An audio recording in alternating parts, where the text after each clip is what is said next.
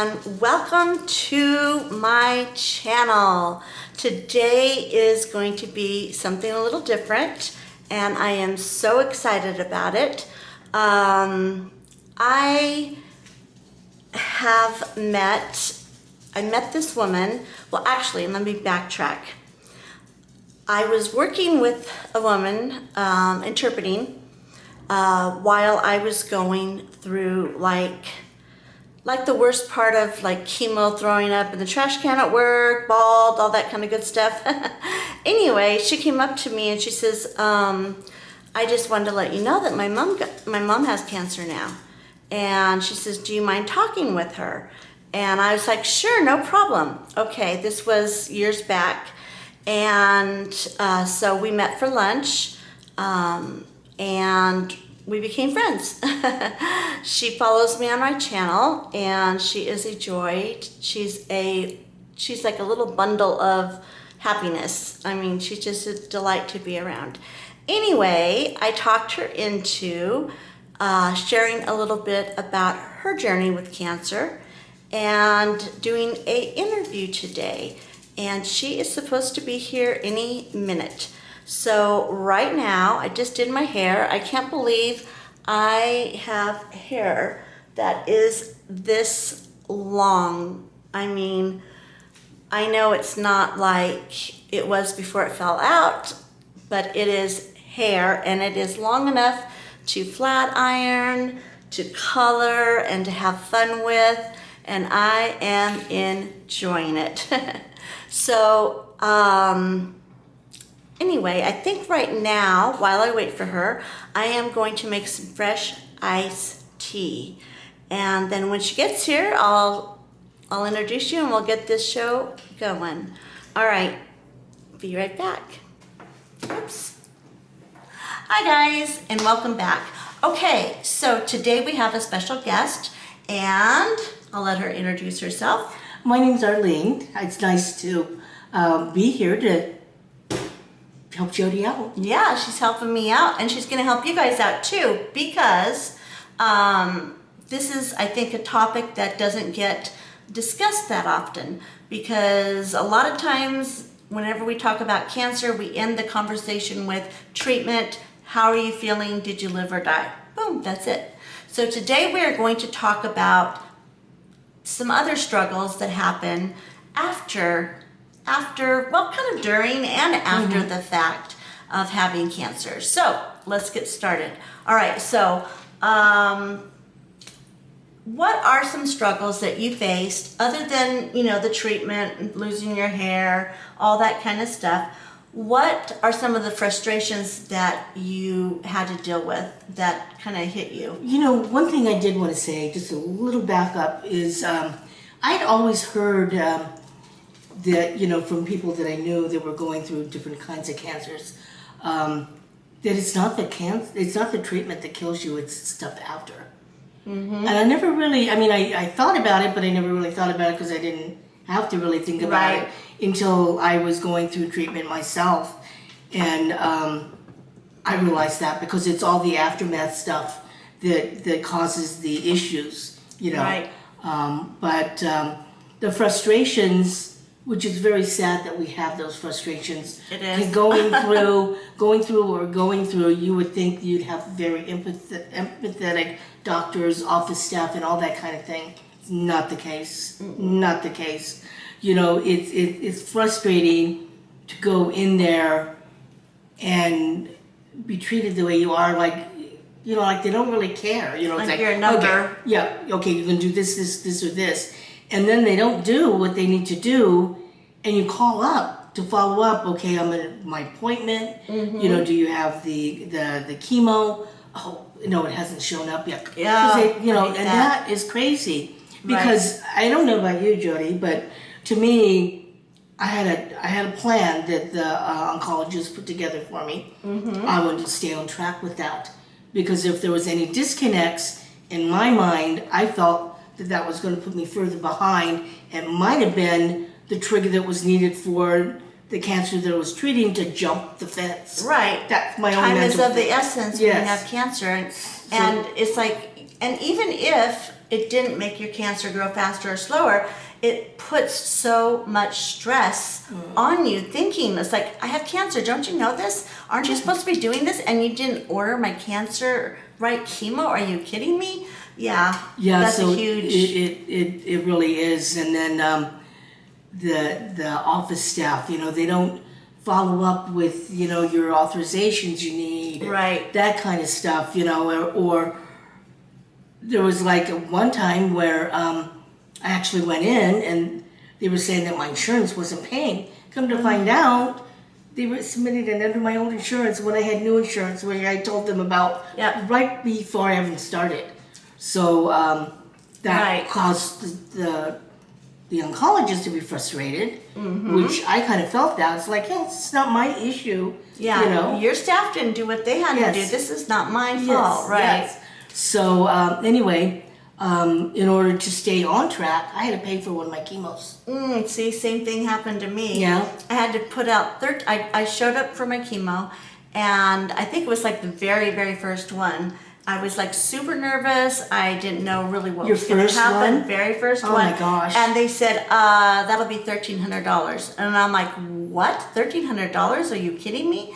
And they said, yes, it's going to be $1,300 because your insurance is not covering this portion. And I'm like, yes, yeah, what? How could they not cover chemo? They didn't run the right stuff. They didn't check it out, whatever. So for me to be able to have my cancer that day, or chemo that day, I had to go ahead and I had to pay out of pocket, which in the back of my mind, I was stressed all day because I'm thinking I had 4 kids, 3 kids at that time. Michael had passed, but I had, finances. We were already on a budget. And I was thinking, I just took $1,300 out of our banking account. I'm screwed. I was freaking out. So the whole thing, the whole 8 hours that I was there, turned out to be a huge stress and frustration, aside from the actual And they having couldn't cancer. have called you. Yeah. They couldn't have called you before to let you know that Right, happening. exactly. Yes. Of course not. It's like you just show up, you're ready, you got your little bag and stuff, and there you go. Yeah. So that's a definite frustration. And okay, so now let's fast forward to after. After your treatment's done, after everything is said and done, and you're cancer free, or you're in remission, you're in a holding pattern, for the 5 years is Your what hair they say. grows back. Your hair eyelashes grows back. grow back. Your Yes. eyebrows grow back. Right. Your hair grew back fast. No, It's like- Yeah, when we first met, we were both bald. yes, exactly. So now we both have hair. Yes. So yeah. that part was all good, but then, I also had radiation. I don't know if you did. Yeah, But afterwards. I had radiation, and because it was on it didn't matter if it's on your left side or your right side, and I didn't realize this at all, but the radiation, it wasn't targeted radiation, it was radiation on the side, so some of that radiation radiates out. Right into your teeth, right? Yep. So I had lost a couple teeth down here. I didn't lose any, on the top, I'm sorry. Yep. And I had to have a implant done on that one side. Right. And I asked my dentist, is it going to be on the bottom too? And he said, funny enough, that the bones on the bottom are much stronger than ones on top. So that's what I was told too. Going through that, and having another one on this side, which I didn't need to get an implant for. They were able to save that. The medication that I'm on, causes side effects. Side effects. Not to heal as fast. All of that. Yeah, all of that. Are they stuff. doing the Zoladex or? I want to call it Zoladex. It's not Zoladex. It's the bone strengthening. Okay, that I'm actually taking a pill for that because I don't want to do the shot. And the reason I don't want to do the shot is I heard about it, and I do have some osteo that started, and that's from the medication that I'm taking. Right. And I heard about that particular. It starts with a P. Yeah, it's got, I don't know. I can't remember what it is either. So I did some research on it because the ending was Acid. The ending was less ta. So whatever it was, which made me think of New Lesta. And I don't know if you had New Lesta. No, but I heard. Oh my God, that's how I knew how the Hulk must have felt when he turned into the Hulk. But anyway, so I did some research on that, and it is in the New Lesta family. So it's going to really kind of make you feel like your bones are cracking and all that. I said no. Yeah. And I talked to my primary, so I'm going to be taking a pill. It's like once a week, you know, and it's just going to, because it's mild. Is it like Fosamax? Mm-hmm. Yeah. Mm-hmm. So I did they did the drips. I had to go every 4 weeks for an 8-hour drip.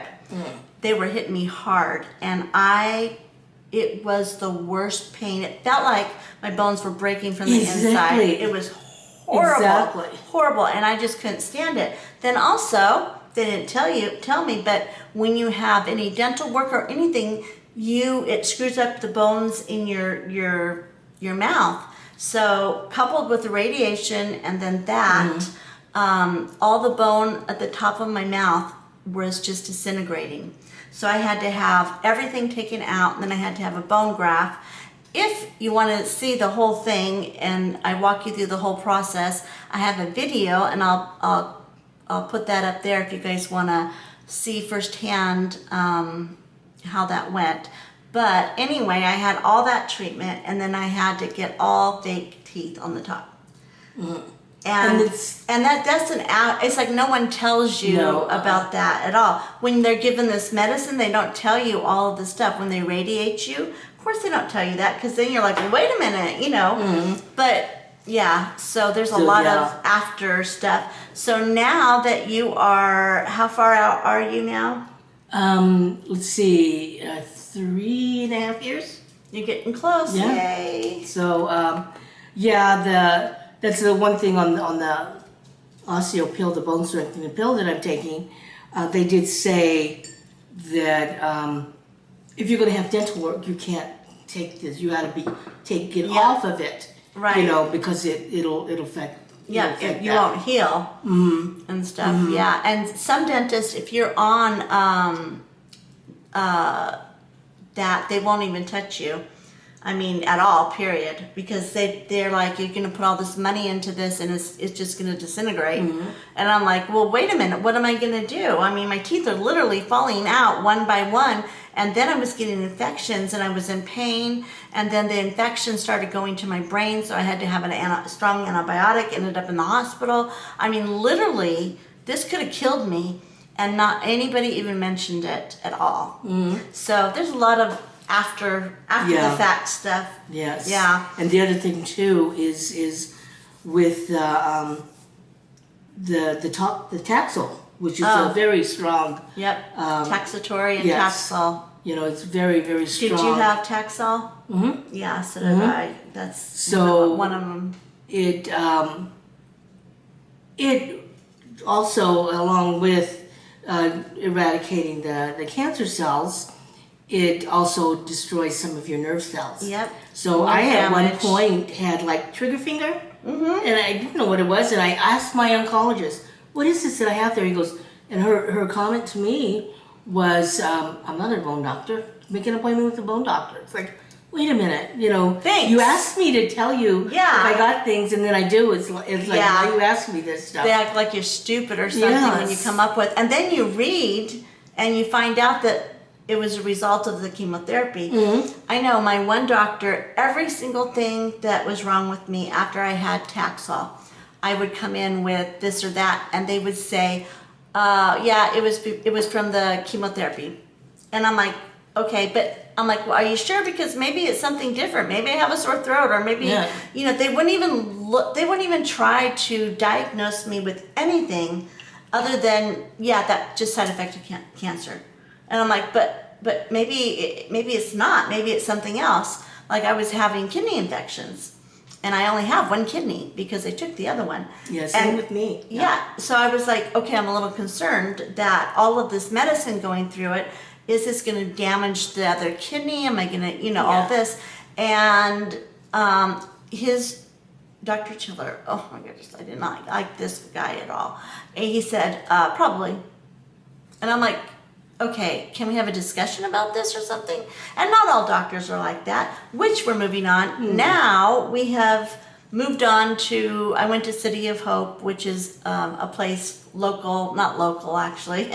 They're all over the place, but they're really good. They care for their people and stuff. And so recently you made the change you changed providers. Yes, I did. I changed providers because, the oncologist that I had, I considered her to be good. Right. But I started thinking about it, and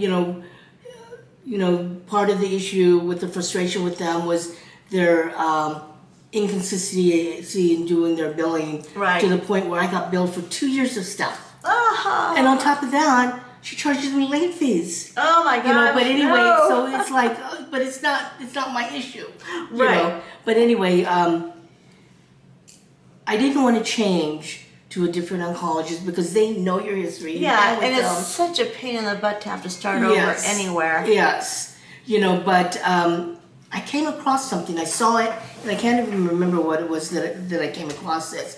And it said, "Good is not good if you deserve better." Very good. I like that. And I said, you know what? Bingo, I'm gone. Yeah.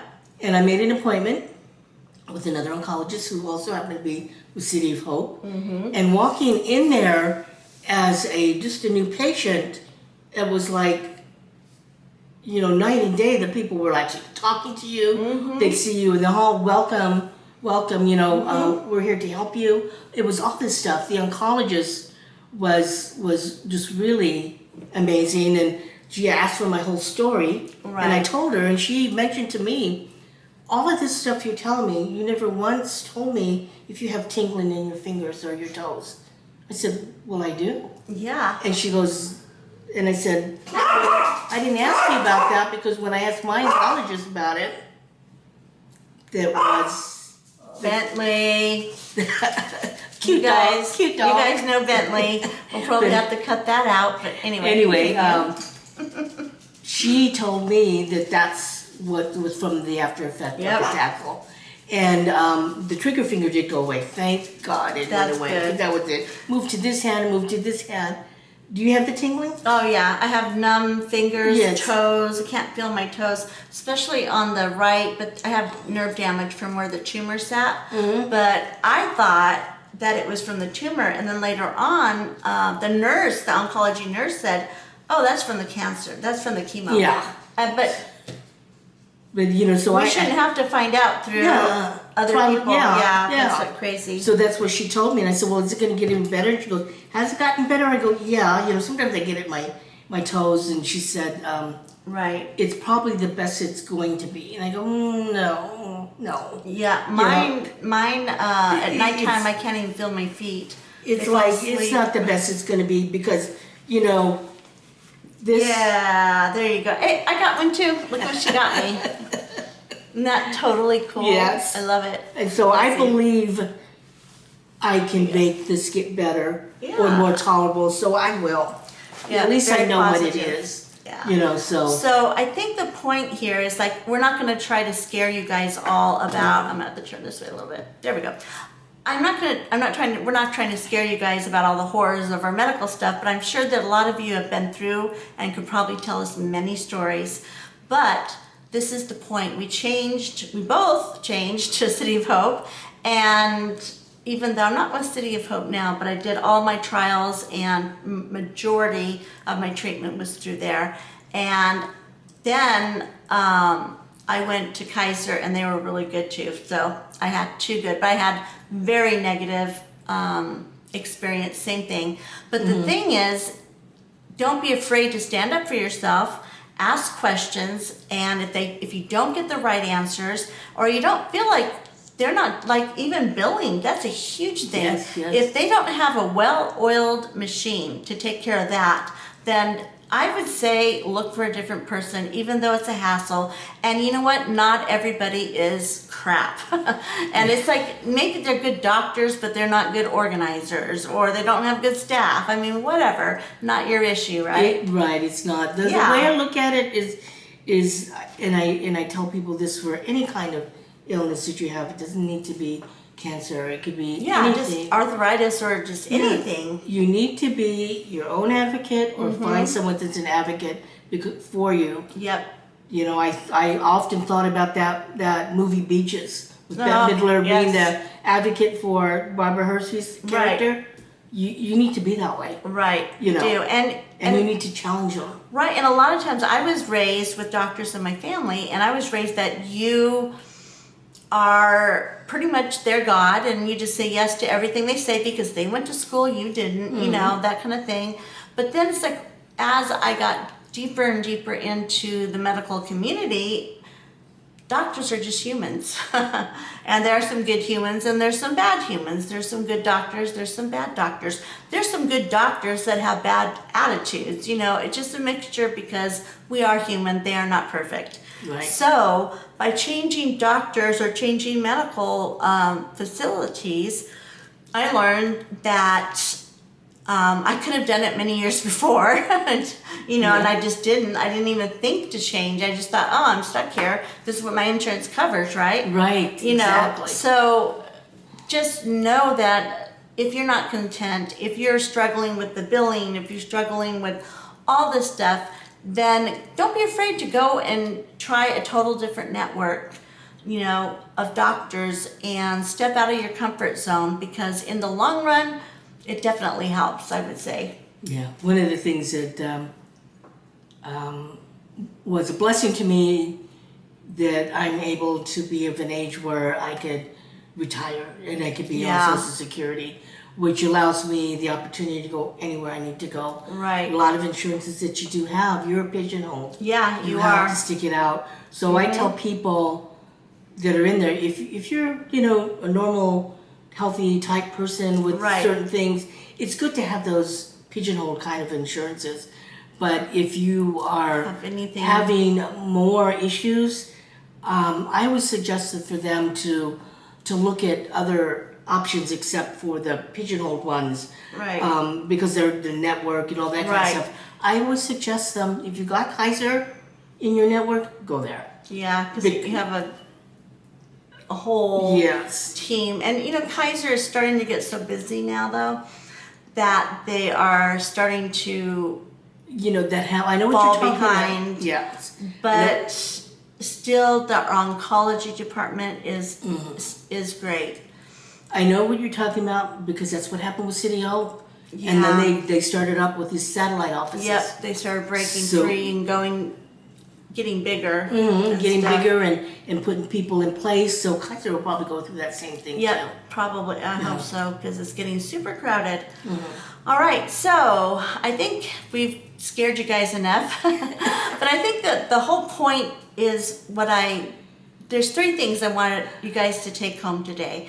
Is when you meet if you don't have cancer, because I know I have a huge following of people that do not have cancer, but you probably know someone with cancer, or you're going to know somebody with cancer, chances are. Look at them, but don't look at just the physical, the hair, the sickness, the this, that. You know, when you think of helping them out, maybe help them with doctor appointments, calling, taking some of the pressure off. My daughter-in-law, Erin, did this for me, because I would get so frustrated, you know, having to call, and then they would, you know, not have my medicine, or I'd show up for an appointment and they didn't have me scheduled, or, you know, whatever. And she's a little go-getter on the phone, man. She's like 4'11", but she packs a punch. She's short people. Yeah, exactly. I love it. So anyway, she started doing that for me. So when you look at someone, just know that their struggle is way more than the physical, that they're dealing with a lot more other stuff. Because just because you have cancer doesn't mean you don't have to pay your bills, you know, water your grass, change your tires, your oil, you know, all of that. It does not mean that. all that continues on too. So when you just keep this conversation in the back of your head when you meet the next person that, our family member with cancer. Second thing is, if you're in the trenches right now and you're experiencing anything that we've just talked about, think about getting out, see what your options are, because you don't have to stay in a situation that is going to frustrate you on top of dealing with your cancer, because not all places are created equal. I have been to the crappiest and I've been to the best, and now I'm at the average, but it takes some self-advocating to get where you want to go, or where you need to be and where you need to go. So stand up for yourself. Don't let them get away with this stuff. It is not right. You're paying a lot for insurance, most of us. I was paying $1,700 a month for insurance. Obamacare, yay. That everyone said, oh, get Obamacare. So yeah, $1,700 a month. That was no big help to us at all. Yeah. So it's like, anyway, I digress. $1,700 a month, and I walk in and they forgot to order my chemo, or they didn't, whatever. It's like, no, that's not okay. I'm paying for a service and they need to do it. So, you know what? Get tough. Don't just take everything that comes across, and know that there's other networks out there that do treat you with respect, and all of that is a well-oiled machine, like City of Hope and stuff. So anyway, those three things, advocate, be aware, and if it frustrates you to a point where, or maybe you can't do anything about it. At one point I was stuck where I was because of our insurance and stuff. Then I just started being more of an advocate. I started taking articles offline. I started writing my questions down and holding it up for the doctor so he would look at it. At one point I remember the doctor never looked at me ever. He was just like this all the time. So I said, he asked me a question, and I wouldn't answer. And he goes, what? And I'm like, I'll when you look at me and I see the whites of your eyes, I will start answering. And he kind of giggled almost. And he looked up at me, and it was kind of like, you know what? No, I'll treat you with respect, but you have to treat me with respect and stuff. So be an advocate. Don't be a but be an advocate for yourself. And don't be afraid to do that, because you're going to need it. And that's what I said earlier. I got to a point where I came across something that said, good is not good when you deserve better. I love that. If you're at that point where, they're good, she's good, but, she's not really that good. Yeah. You deserve better. That's your sign. That's your sign. I think that's a perfect place to end. I love that. All right, you guys, thank you so much for joining us today. If you have had any of these experiences and you just need to vent, drop a comment, because our little community is awesome. We pray for each other, we vent to each other, and it is just awesome. And it is a safe place to come and be supported. Yeah. Can I say one thing with the supportive part? Going through what I went through, I had some awesome people that helped me through it. They loved me through it, just like that Martina McBride song. Yep. So I couldn't have been much more calmer and ready to take that on, knowing that I had people behind me that were going to That's a help good me. point. Yeah. That's huge. So if you know a family member or something, the best thing to do is help them. Get them to their appointments, come back. Yeah, be a functional helper. I think that is, people always, I hate it. Oh, I'll pray for you. Then they turn around and you don't see them anymore. It's like, okay, you can pray for me. I really appreciate that. But what I need is someone to maybe pick up my kids from school, or, do something functional, so I can feel like I can take a step and rest. Yes. And stuff. So, all right, you guys, Thank you so much for watching. This is Jody. I was going to say Too Cute for Cancer, but I changed the channel to Jody, right? So, Bye. this is Jody signing off. You guys have a great day.